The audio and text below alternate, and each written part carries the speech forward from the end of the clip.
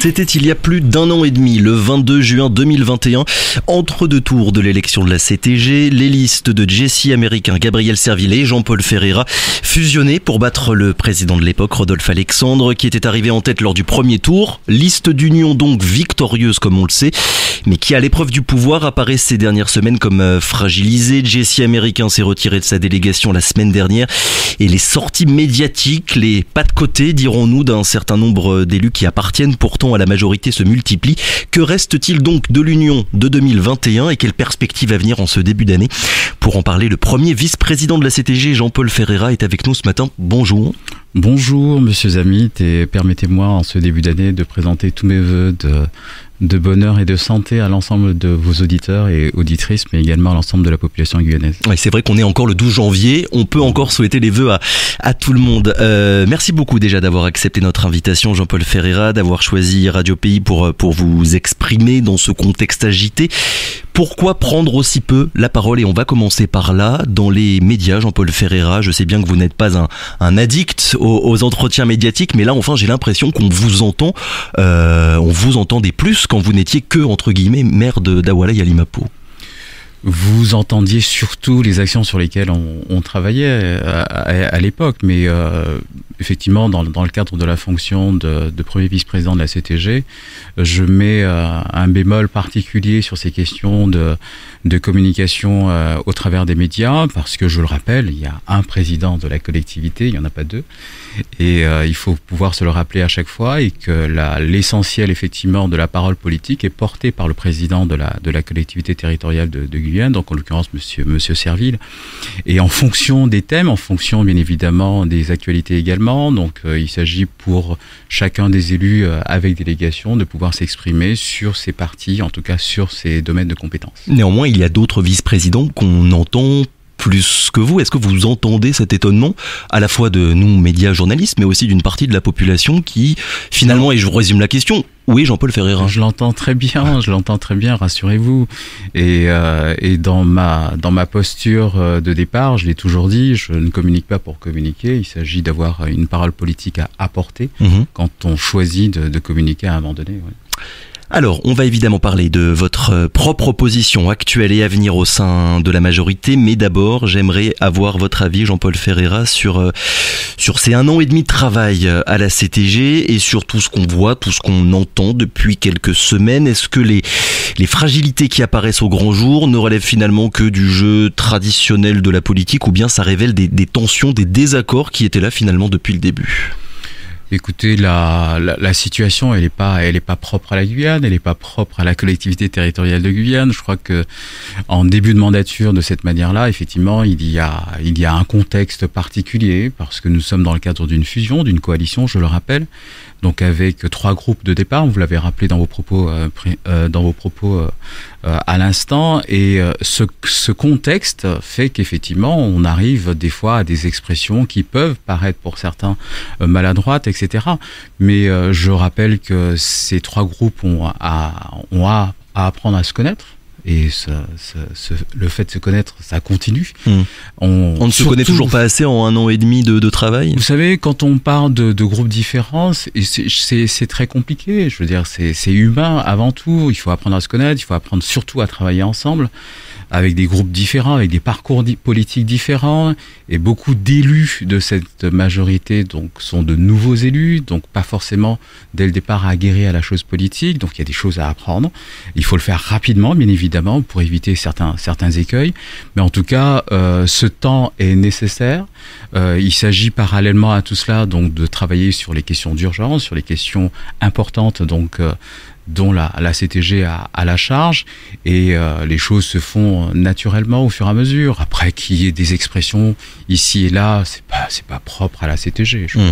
Je veux dire, même dans des majorités un peu plus homogènes, il y a des velléités d'expression de la part de certains, mais bon, il n'y a rien de nouveau sous les cocotiers, comme diraient certains. Du coup, je vais vous poser ma question clairement et autrement, Jean-Paul Ferreira. Est-ce que vous avez déjà regretté, depuis plus d'1 an et demi maintenant, d'avoir fusionné votre liste avec celle de Gabriel Serville et de faire partie, vous, de cette majorité-là?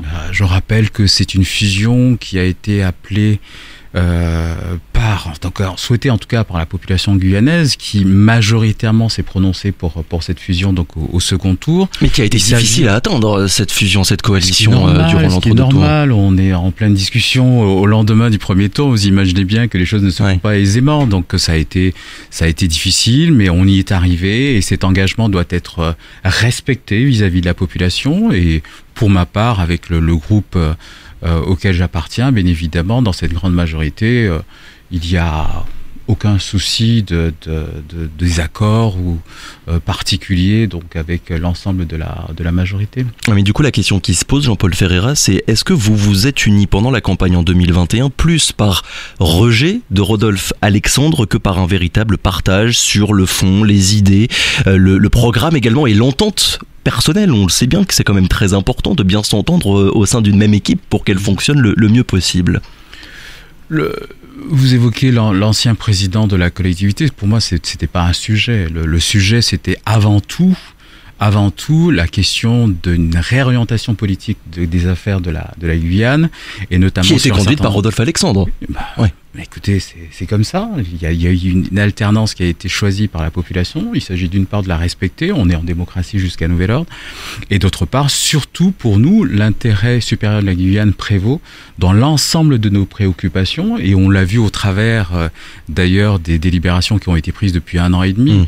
À part quelques épisodes, effectivement, où certains ont pu s'exprimer contre ou n'ont pas pris position, mais la très grande majorité des délibérations qui ont été prises aussi bien en assemblée plénière qu'en commission permanente l'ont été soit à l'unanimité, soit à une très très grande majorité. Donc ça n'a pas été une union contre nature et la coalition actuelle continue d'avoir toute sa légitimité sur le fond. La légitimité, on la tire des élections et du choix fait par la population, et cette légitimité, elle est respectée jusqu'à aujourd'hui. C'est un poste difficile, Jean-Paul Ferreira, premier vice-président de la CTG, quand on a été, comme vous, un candidat et donc un adversaire au président Gabriel Serville.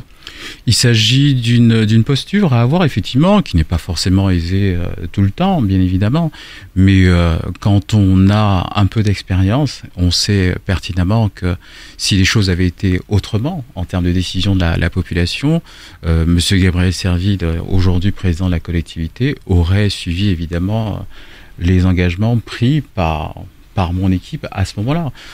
Les choses ont été faites autrement, le choix de la population a été différent, et à ce moment-là, les choses sont claires en politique. Celui qui arrive en tête dans le cadre d'une élection de ce type-là fait le choix d'une part de son équipe, bien évidemment, en respectant bien évidemment les différentes expressions politiques d'une coalition, mais cela ne se fait pas sans contrepartie également, bien évidemment. Lesquelles, par exemple, quelle contrepartie? Écoutez, quand on part dans une coalition de ce type-là, il s'agit de se mettre d'accord sur les objectifs à se fixer. Et vous êtes toujours d'accord sur les objectifs, vous et Gabriel Serville? La question que j'ai évoquée tout à l'heure de l'intérêt supérieur de la Guyane est éminemment importante, mais c'est surtout, avant tout, une redynamisation, et bien évidemment de la collectivité au travers de son administration. Donc ça demande une réorganisation, ça demande également une communication, puisque je l'ai rappelé tout à l'heure par rapport au fait qu'une majorité de délibérations a été prise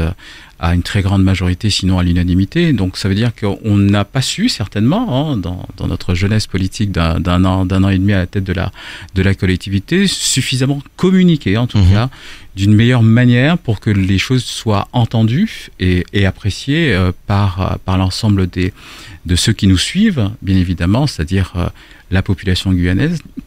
Et dans ce cadre-là, on est bien évidemment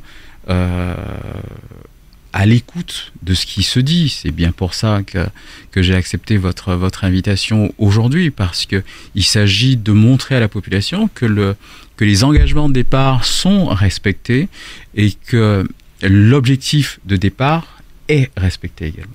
Je sens beaucoup de tranquillité dans vos propos ce matin, Jean-Paul Ferreira, par rapport à tout ce qu'on a. Ce n'est pas que c'est vrai que c'est quelque chose qu'on a souvent l'habitude d'entendre avec vous. Néanmoins, quand on voit les agitations qui ont été soulevées par Aïssatou Chambaud, Jessie Américain, Muriel Briquet, également, comment est-ce que vous situez par rapport à tout ça? Écoutez, un épiphénomène, tout simplement. Vous le qualifiez comme ça, c'est vous qui le dites, mais c'est effectivement par rapport à l'ensemble de l'activité depuis 1 an et demi, c'est quelque peu marginal. Après que les médias en effet leur chou gras, ça c'est autre chose. Que certains évidemment de l'opposition utilisent ces éléments-là à des fins politiciennes, ça aussi c'est le jeu politique. Mais dans l'ensemble, c'est une majorité qui tient aujourd'hui, qui tient ses engagements et qui devra surtout tenir ses engagements ces mois prochains, ces années prochaines. Alors justement, nouvelle année, il va y avoir des éléments importants qui vont arriver. Je pense notamment au vote du budget de la collectivité.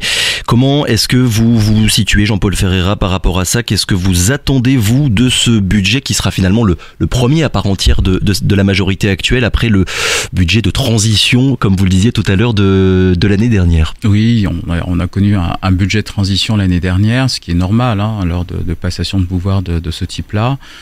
Ce premier budget 2023 sera le premier budget impacté directement par un certain nombre d'objectifs que l'on s'était fixés donc au moment de la déclaration de politique générale du président, et c'est à ce moment-là que l'on voit à quel point effectivement l'empreinte de la nouvelle équipe majoritaire a son importance. Et donc il est là encore évident qu'il faudra faire en sorte que cette déclinaison justement des objectifs dont fixés par le président lors de sa déclaration de politique générale se fasse dans les meilleures conditions possibles, avec des éléments contraints bien évidemment, parce que on sait qu'il y a budgétairement des contraintes au niveau de la collectivité, et qu'il faudra de manière très intelligente, je dirais, donc arriver à ces objectifs en se fixant bien évidemment des moyens à acquérir au fur et à mesure.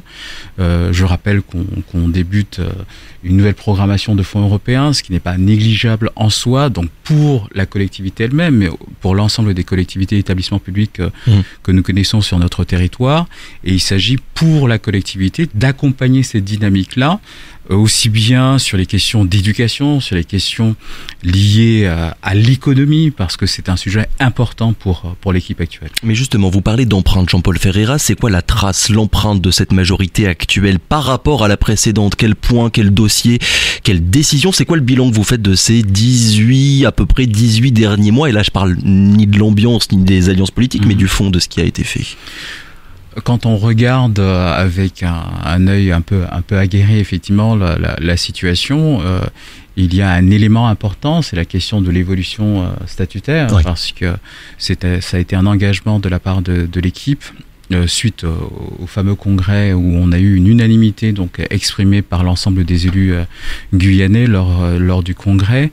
Je crois que c'était un élément important. Le calendrier est aujourd'hui entamé donc en termes de discussion avec le gouvernement. Je rappelle que la semaine prochaine, donc Monsieur Carenco, donc ministre des Outre-mer, sera de nouveau parmi nous, et avec ce sujet qui sera évoqué au-delà des sujets qui concernent directement la collectivité en termes de compétences, mais ce sujet-là sera évoqué également.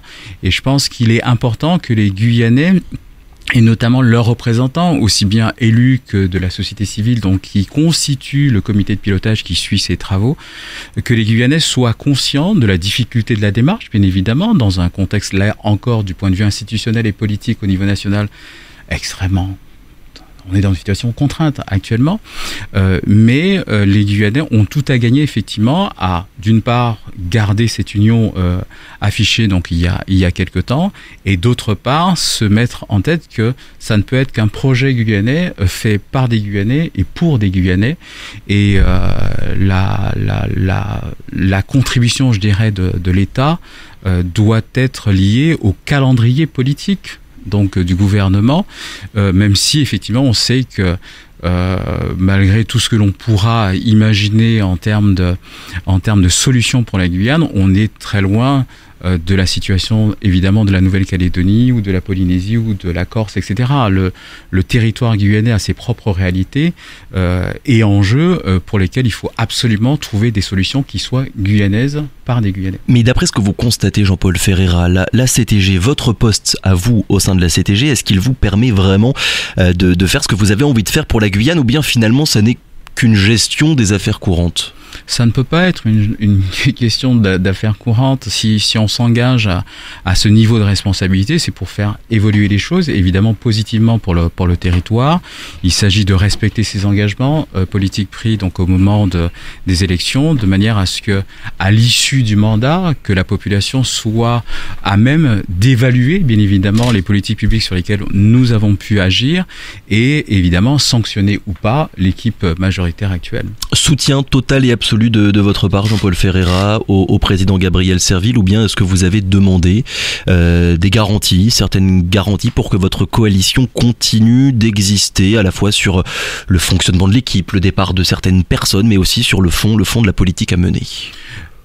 Soutien à la majorité, bien évidemment. Je rappelle qu'on est dans une coalition de travail, oui. qu'il y a eu un accord sur cette base-là, et que cela ne veut pas dire un blanc-seing pour tout, bien évidemment. On est des groupes différents, avec des parcours différents, je l'ai rappelé tout à l'heure, avec des objectifs communs, donc avec l'ensemble des groupes constituants. Donc, pas un blanc-seing surtout, ça veut dire quoi exactement? Sur quel point? Ce qui est normal. On est dans une coalition, donc oui. Il y a eu une négociation. Donc, non, mais sur quel point? Je ne vais pas étaler là l'ensemble de ce qui a pu être dit, mais en tout cas, il faut des engagements forts de la part du président de la collectivité pour que, effectivement, que certaines situations ne se reproduisent plus. Donc il faut, je l'ai dit tout à l'heure, renforcer la partie administrative, renforcer également donc la question de la communication, je l'ai dit également.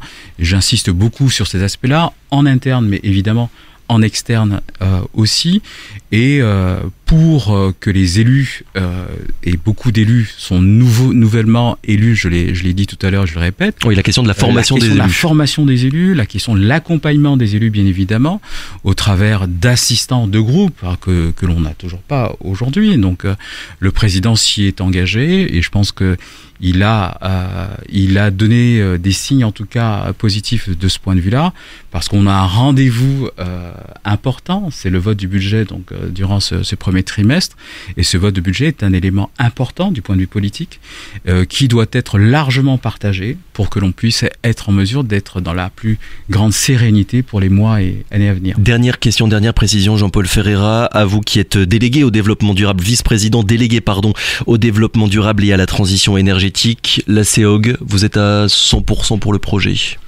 J'ai eu déjà à m'exprimer là-dessus à plusieurs reprises. Je le redis ici avec beaucoup de sérénité également. C'est-à-dire qu'il n'y a pas plus tard qu'il y a quelques jours, on a connu de nouveau un blackout dans l'ouest guyanais, avec toutes les conséquences que vous pouvez imaginer sur les familles, sur la vie des entreprises, etc.